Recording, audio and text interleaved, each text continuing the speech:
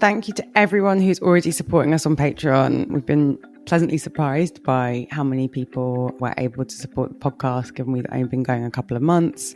We are going to come back in September, but we can't continue indefinitely unless we get more supporters. So please visit patreon.com and support the podcast today.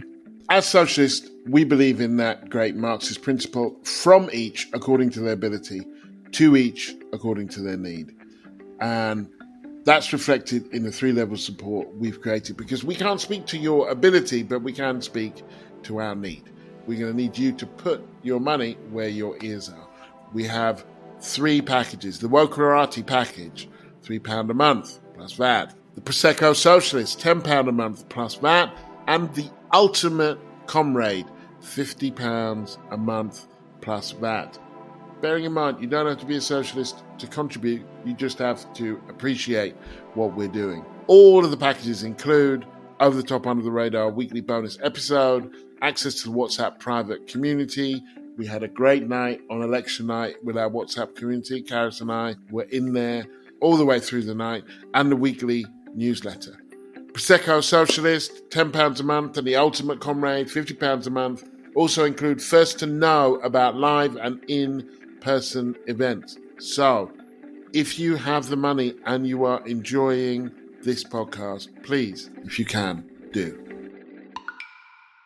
Big news, we're doing our first ever over the top, under the radar live event in September. Spend the evening with us and a special guest in London from 7 o'clock as part of London Podcast Festival. For all of you outside London, if this goes well, hopefully we will do other events. If you want to get tickets, you can visit kingsplace.co.uk for more information, but we'll also pin the link to our social media channels and in the show notes. Have some fun. It will be a great event. It will also be our first event, making history. Want to support us? Come along. We'd love to see you. The event will be at King's Place, which is just up the road from King's Cross in London, part of a building that was my old workplace at The Guardian. 5th of September, lots of places for socialist snacks. It's an evening event. Gary, Carys, please come along.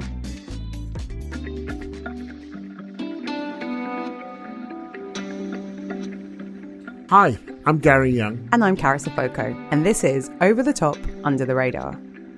This week we're speaking with the author of the multi-award-winning book, Why I'm No Longer Talking to White People About Race, Reni Eddo-Lodge.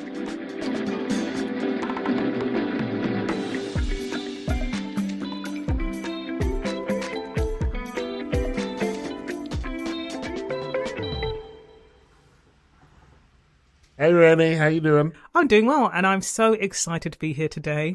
We're excited to have you. Two people who I hold in much high regard. Oh, well, thank you. Back at you. Back at you. Yeah. Likewise. I wanted to ask you, where did you get your politics Good question. from? Was it your folks? Was it your upbringing? Was it in the air? Was it in the water?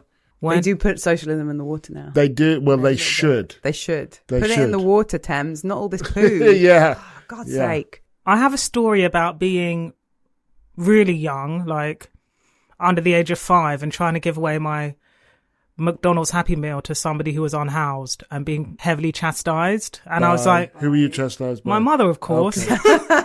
I was like, but like, we've got food at home. So maybe we could say that it was dyed in the wall. Maybe there's theories that I'm neurodivergent. I do have a strong sense of justice. I don't know. It hasn't been diagnosed. But also I think like maybe it's just being informed by somebody who grew up in the inner city. Where did you grow up? Well, part of it was in southeast London, Woolwich, and then part of it was in Tottenham. Okay, also Say good. up in Tottenham.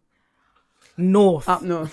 Up north. Woolwich. That's what we Londoners call up Yeah. north, Gary. Tottenham. Or Edmonton. And you're all very sad. We don't have to broadcast this if you're awkward about it, but can I ask, how old are you? I'm 34. We can broadcast that. Okay, so it's public 34. information. So were you what Iraq year War? did you leave school? Yeah, like Iraq War. Would you remember that? Because that Nah. for me was, I was like 16 when the Iraq War was kicking off. Those were the first demos I went on. No. Not with my mother. I have a theory. I did an article for New Statesman called Generation Grime. So you're born in 89. Mm-hmm. You would have been 18, 19 when the Tories... Yeah, I was in When? uni. I mean, obviously you were 5 when you did the McDonald's thing, but it's still a somewhat formative age when austerity, hiking tuition fees.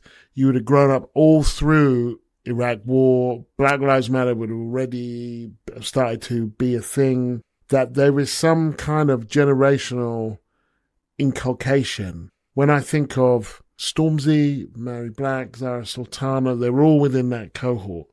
I think Stormzy might be 1 or 2 years older than you. But like, when I asked him where he got his politics from, when I interviewed him the first time, and he was like, I don't know. But then when I looked at the point at which he was growing up, I think he was kind of in his teens for austerity, old enough to see things being taken away that you had, and to see the fabric of your future being eradicated. Now I'm old-splaining. So what I'm trying to do is suggest some of where your politics might have come from. Yeah, definitely. I think grime's a good way to measure it because, of course, that was a very anti-establishment music genre that was like constantly under threat by the state. An anthem that I grew up with was So Solid, Cruise 21 Seconds. Whenever anybody asks me to talk about music, I always talk about it. And I remember how they were like, as musicians, like constantly threatened by the state, heavily demonized by the press. Well, that wasn't grime, that was garage, but I think there's a lot of people who grew up in the inner city who like, you know, was excited and enthused by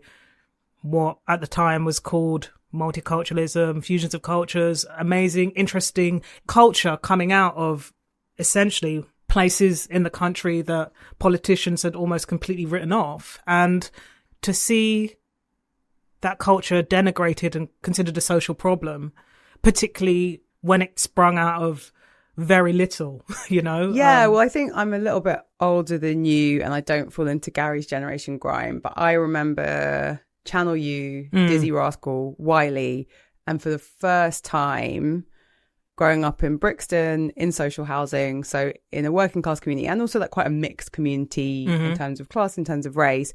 But I remember like, I didn't know Dizzy Rascal, but like I knew people who lived on his estate or like someone knew someone who'd hung out with Wiley or bought weed from so-and-so or done whatever. And like lyrics that were from consuming a lot of African-American culture, a lot of Jay-Z, a lot of Nas, to suddenly like someone who's got a lyric that's like, I'm proper old school, like Happy Shopper, and being like, there's literally a Happy Shopper down the street. So that, but I think there's a couple of waves of it because there's the Tory cuts, but then there's the Asbo era of Blair. And so I guess, I don't know, do you remember being, I guess we're asking a similar thing, like, because I know you were involved in politics as a student. Was there a point or an issue or a thing that really got you engaged, like switched you on, or was it just always there? You're just always like, this isn't right. The world isn't working how it should be. I was explaining to somebody the other day that a large galvanizing factor was hitting puberty, being really badly sexually harassed. Like I hit puberty early. I was very badly sexually harassed, like throughout my teens. That radicalized me. Can I swear? Yeah. That shit radicalized me. That shit radicalized me. By the time I was 19, so like I was street like, harassment. I'm very into my feminism now. Like that's what took me to feminism. Yeah. And then when I was at uni, you know, there was all the stuff around the tuition fees. We had the Conservative and Lib Dem coalition. I also threw myself into that. So, you know, I think I've always had a general sense of a strong distaste for what I perceive to be unfair. But I think like being badly sexually harassed by grown adult men when I was a teenager going to and from school, like the rage. Yeah. It's never really left me. And then, you know, being involved in like student protest as well. And what was that like? So I went on a lot of demos when I was 15, 16 about the Iraq War, and I felt very defeated by that because I was on the streets with millions of people and we still bombed Iraq and like killed loads of people. Like, what was your experience of doing that, organising around tuition fees or around Tory cuts? I remember going on the demos, the big one that the National Union of Students organised. NUS were great about that, actually. They worked with student unions across the country, got loads of people on coaches down. Then I remember heading back up to where I was studying, and there was like hundreds of us that went down. Where were you? I was studying in a city called Preston in the northwest of England. I was there for like 4 years. Ended up sticking around in the student movement, was elected student union president. And I remember when we returned back from the demo, like we were like all affronted by this media coverage of, let's say, the worst behaviour. A lot of people wrote us off and were like quite hostile towards us. And that's when I realized, oh, okay, let me start quickly losing my faith in the press. Like, let me start quickly losing my faith in like media narratives, because it's becoming evident to me that sometimes standing up for what I believe in, which I don't think was a radical proposition. Nope. Like, don't triple tuition fees, is going to actually have you demonized. So I learned that at like age 20. But I was writing the other day and I was really thinking about how like Black Lives Matter has really bookended my career, you know, from the murder of Trayvon Martin in like 2012. And then, you know, what happened with my work in 2020.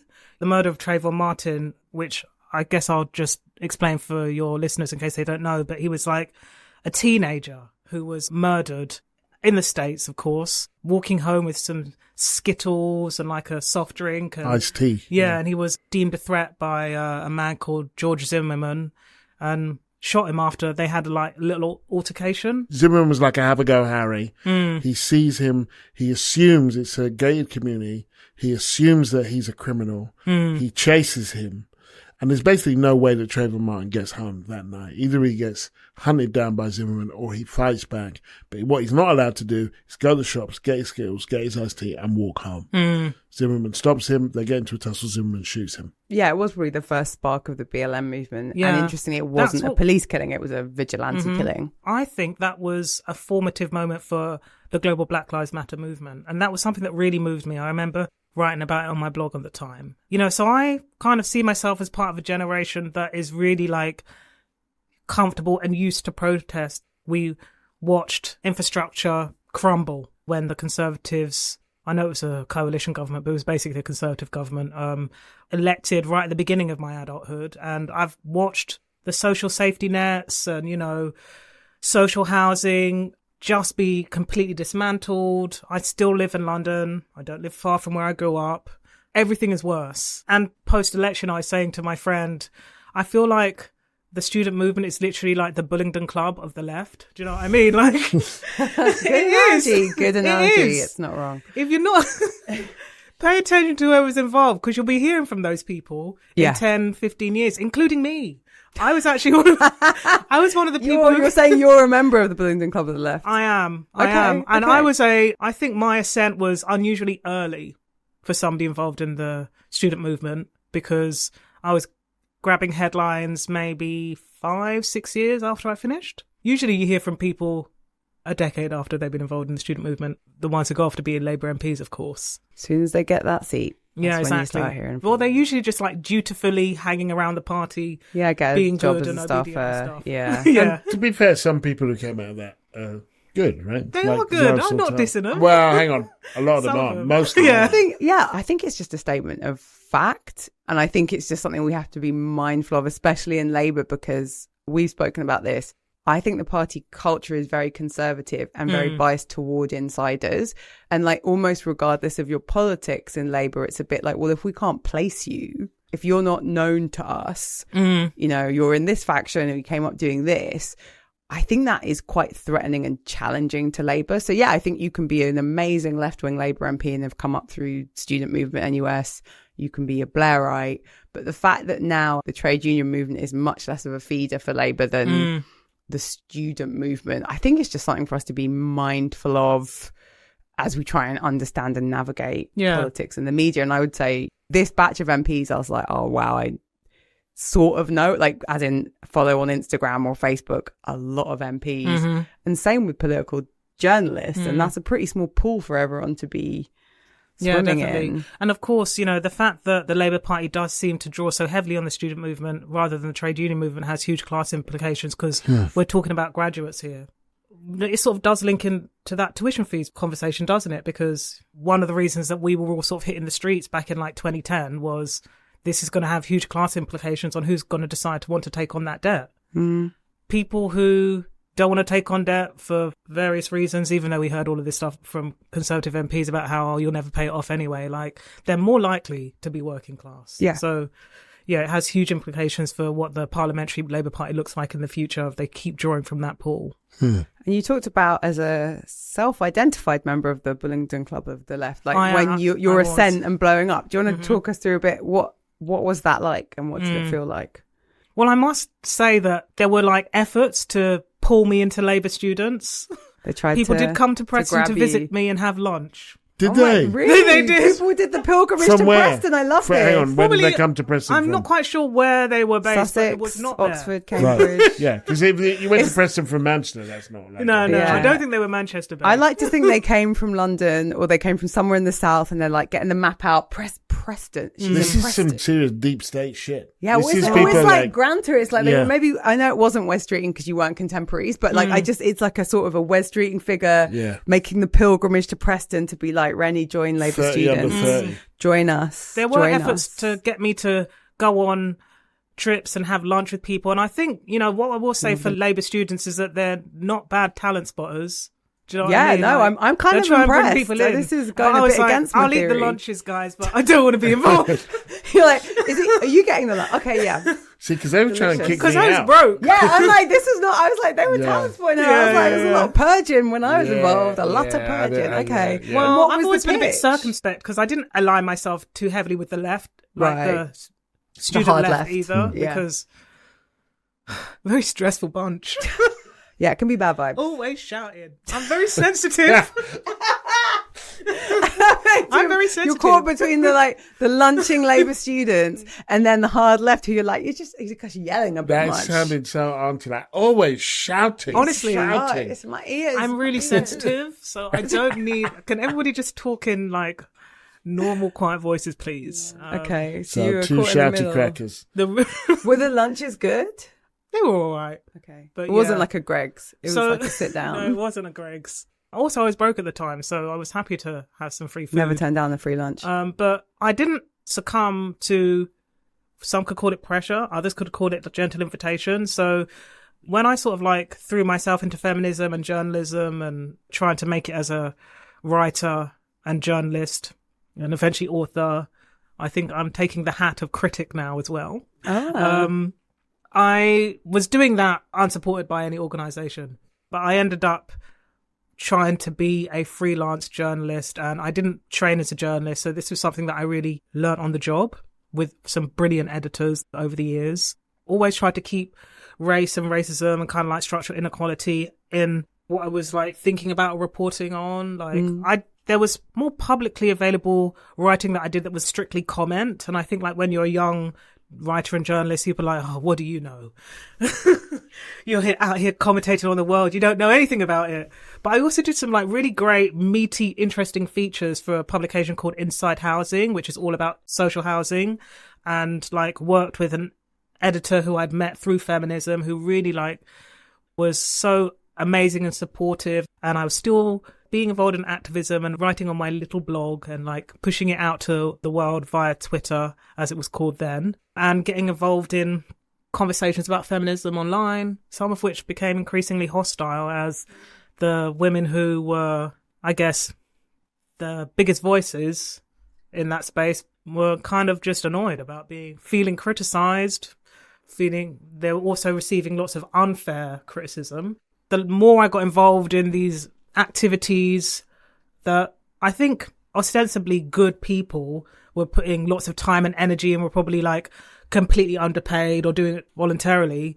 But when people are doing that at the nth degree of their capacity, they sometimes are not very thoughtful about what we would now understand to be inclusivity. There was just like far too many times when there was like something a bit microaggression happening in those spaces. Yeah, I think Yeah. that was what struck me as And someone who was like a watcher or a lurker in those conversations, just how, and I think you often bore the brunt of it, how these sort of white middle class feminists brought the same vim and upset and hurt at critique from within the feminist community that they would have as if it was a man trolling them. And Yeah, it felt like absolutely. it was the same response either way. How dare you? Did they even see it as within the feminist community? I'm not sure. I think at the time when we were having these like big, open, public conversations about like feminism, what it involves, who it includes, me and other Black British women kind of just see them as like unwelcome interlopers. I don't harbour any resentment about this now. I've left all of those people in the dust. You know, like... There was Eat my dust, yeah, bitches. yeah. The mic's attached, so she can't drop it. But she left you in the dust. I would say though, like I actually don't. I resist and resent the idea that white women get to define feminism and say we're not in it. Like we are in the feminist community. No, I was saying, like, do they even consider you as being in it? Not. Well, I think that is where part of the reaction comes from. A bit of a like. Yeah, exactly. Who are you here? It's like, I don't need to be invited. I'm here. It's not your party. You're not organising the party. Like, we're here. We've been here. I found observing that stuff, like, really upsetting. And I guess, like, the direction social media has gone in, like, maybe that's now less surprising. But I remember at the time feeling quite hurt and quite wounded, like, on your behalf, on others' behalf.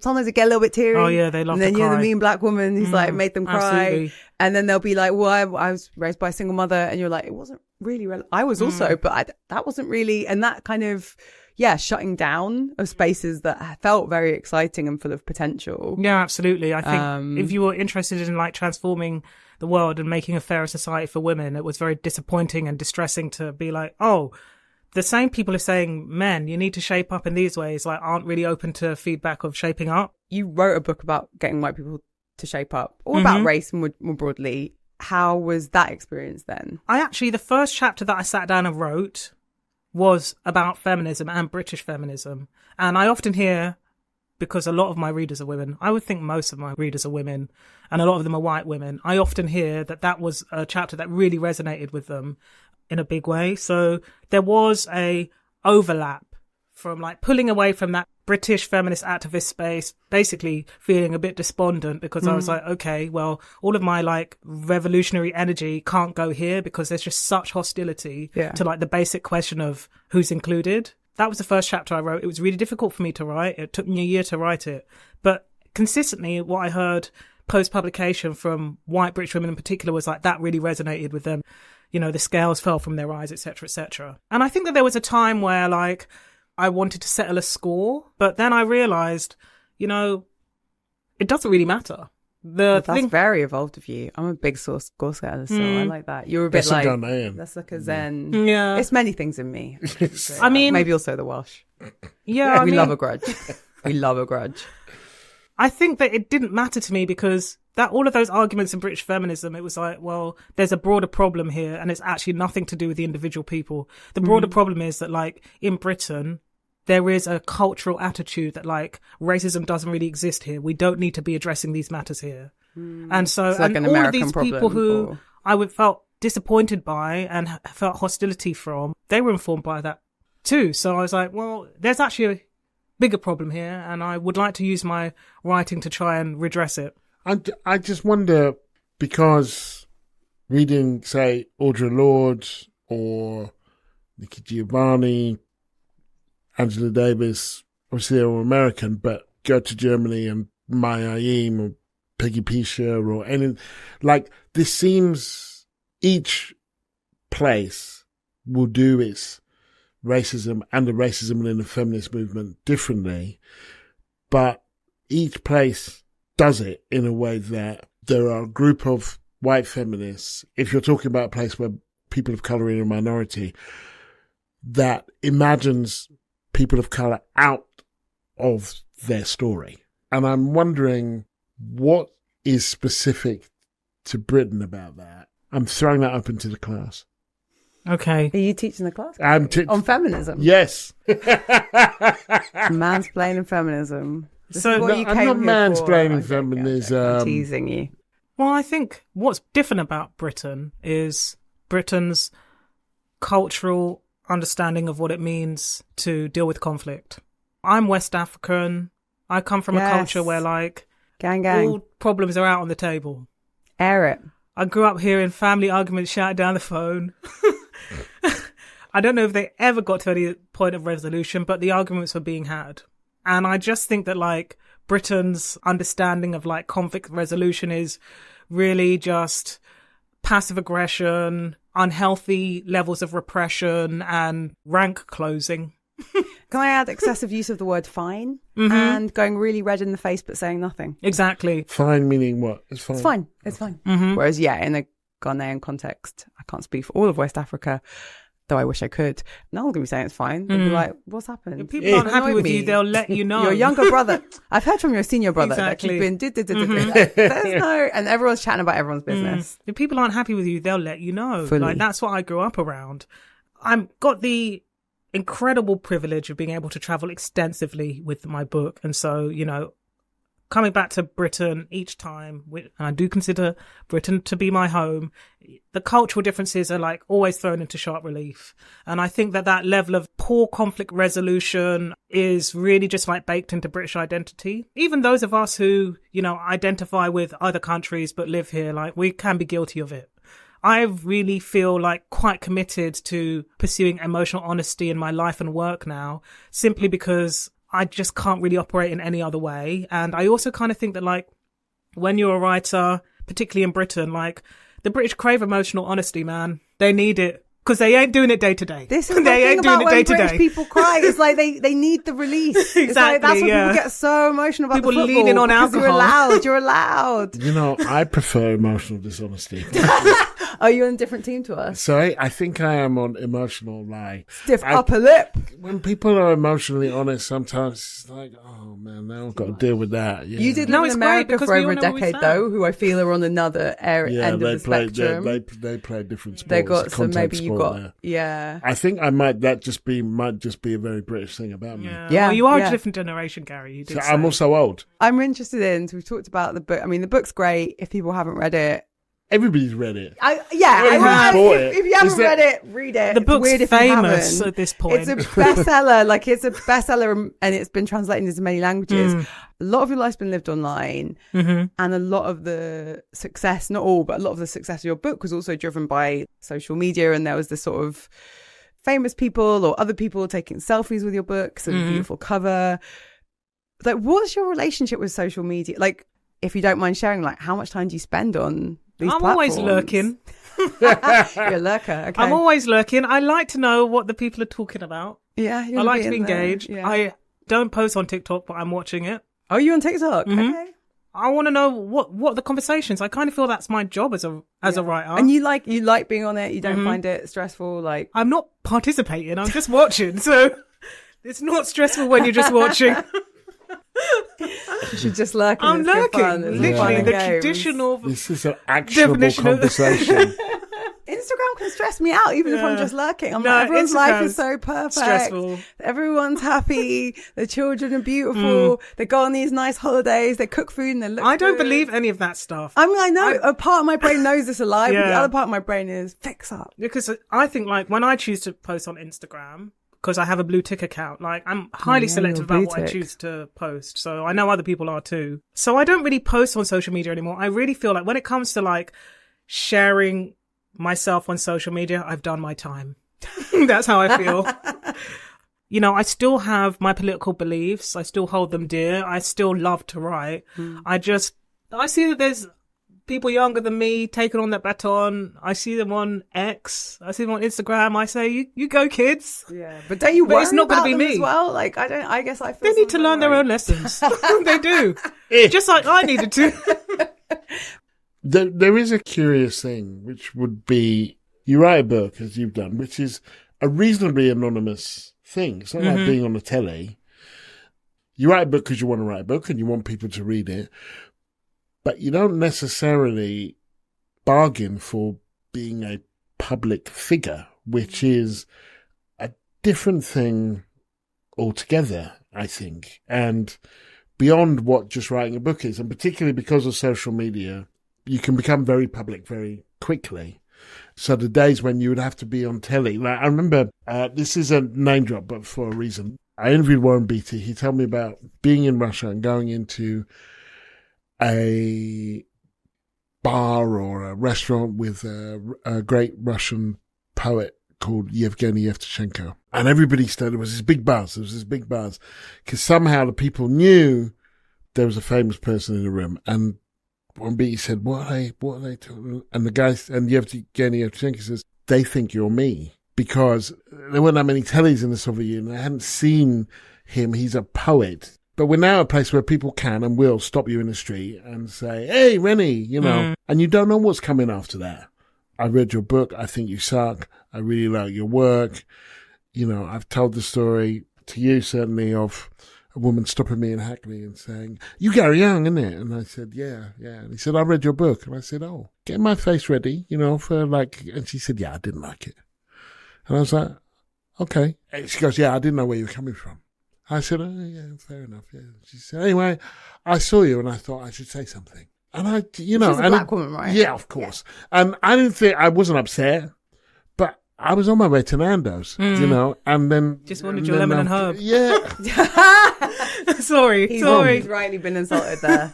I'm from Stevenage, but less with the lemon and herb. Medium? Hot?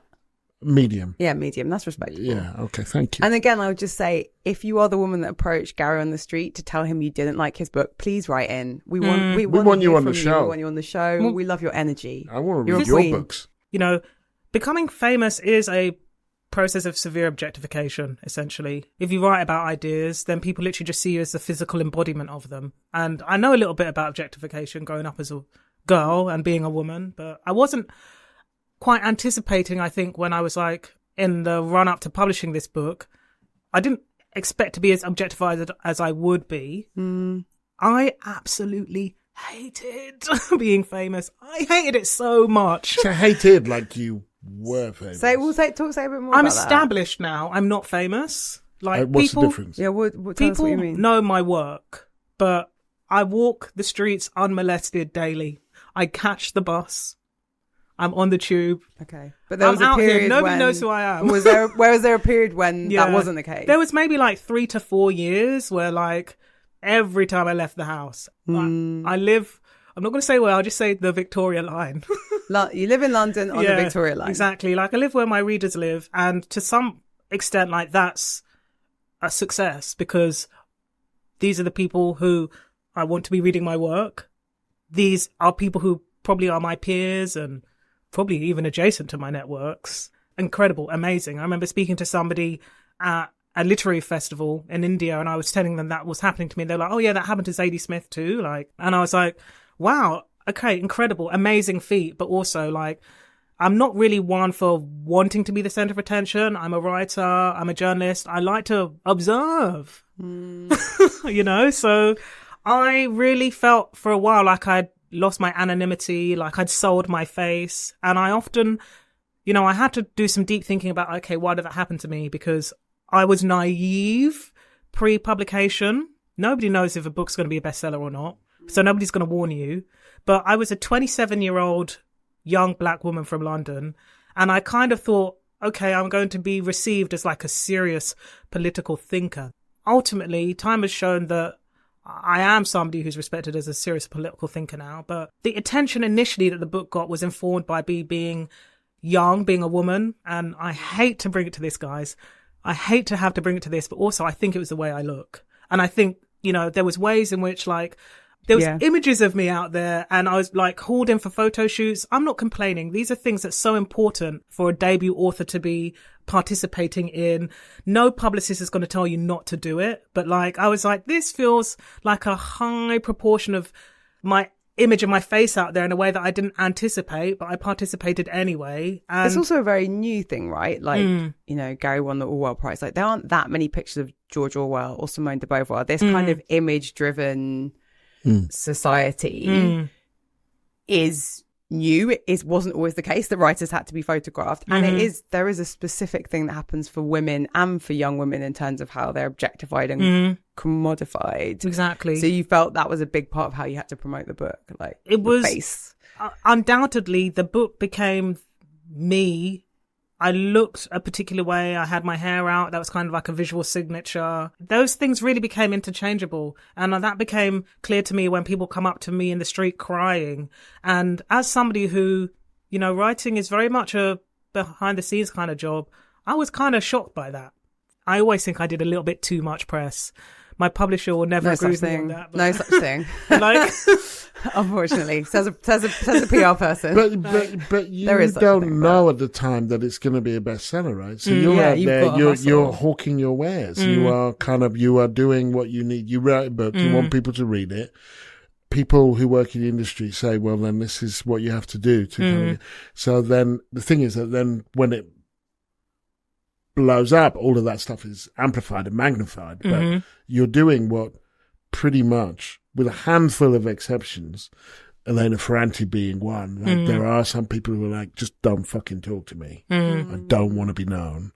But with a handful of exceptions, people promote their books. I promote my books. Absolutely. But I think that there were societal forces around me being young and a woman that like created a bit of a public excitement about me that like I think you see it happen every now and then with like young political women. It probably wasn't on the same scale, but something like AOC over in New York, like there was that hysteria around her as well. I don't know if hysteria is a bit of a sexist word, but there was suddenly just like intense there's an excitement, interest. There's a lot of projection onto the person. And also, like, you know, you mentioned Zadie Smith, like, you're not writing fiction and you're interweaving it with your personal story, so then people feel maybe that they know you or they have a connection with you or that you represent them.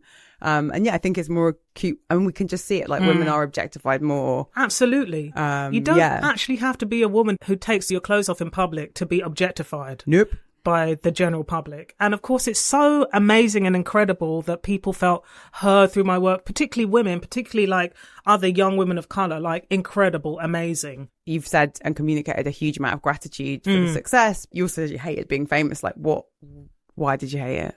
I didn't have the infrastructure in my life to cut myself off from the general public. Like actual famous people do. Like, you didn't so Beyonce has a dual security guard. Yeah, you didn't. And also, like, you don't have, I'm assuming you didn't have like a team around you of like, you know, when the book first came out, I'm guessing you didn't have someone who can read all your emails, someone who can say, I'll do your social, like, don't look at it, I'll delete the bad comments. I have done this for various people, but one of the things you do as a PR person is you're the interface with the journalist. You're the one who says, we absolutely have to end now, or please don't ask that question.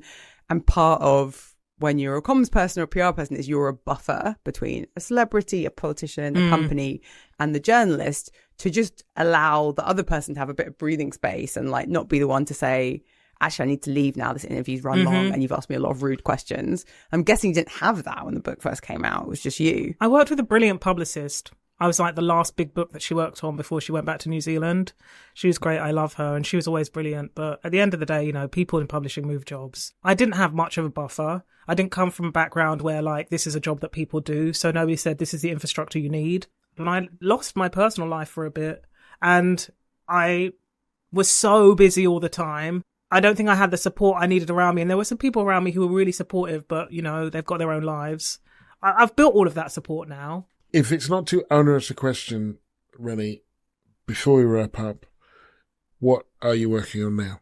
I am back in my journalism bag. Okay. And really enjoying it. After a bit of an extended break because of things that we've discussed.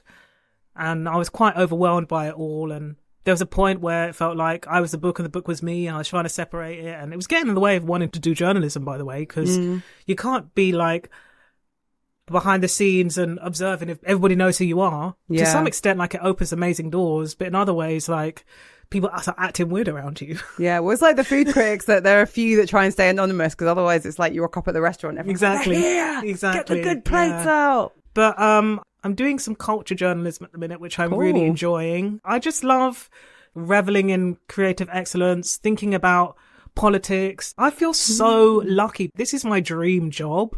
And even though, like, I've spoken a little bit about some of the difficulties of it, like, wow, like, I'm very grateful to younger me. She grafted, because now I can really do the work. I mean, I did the work that I really wanted to do at the time. I really wanted to change everyone's minds about racism. I changed maybe 40% of the country's minds on racism. I did. And I'm like, okay. 40% is good. That's exactly. That is twice as much as the Labour's share of the eligible vote. Doing better than Keir Starmer. Yeah. So I feel really... You're worth 2 Starmers. Feel good about it. Thank you. I'm so proud of younger me for the graft. And now it's like I'm allowed to go at a slightly slower pace. Are you soft life? Are you team soft life? I wish I could be, but it's hard in this city. Yeah, it's hard to be soft life in London. Okay, but so that means everyone, thank you, Reni, for coming on. Thank you. And if you want to hear more about what Reni's up to next, follow her on social media. She won't post a lot, but she'll keep you in the loop. I'll post my work. Yeah. And maybe beautiful nature scenes nature. Yeah. Exciting, thoughtful work. Mm-hmm. Good reason to follow her. Thank you for having me. Thanks, Reni. Thanks for listening to Over the Top, Under the Radar. Remember to like and subscribe wherever you get your podcasts. You can support the show by donating to us on Patreon. Search for Over Under on patreon.com. And you can message us on our socials at over_under_pod_ or email us at info@overunderpod.com.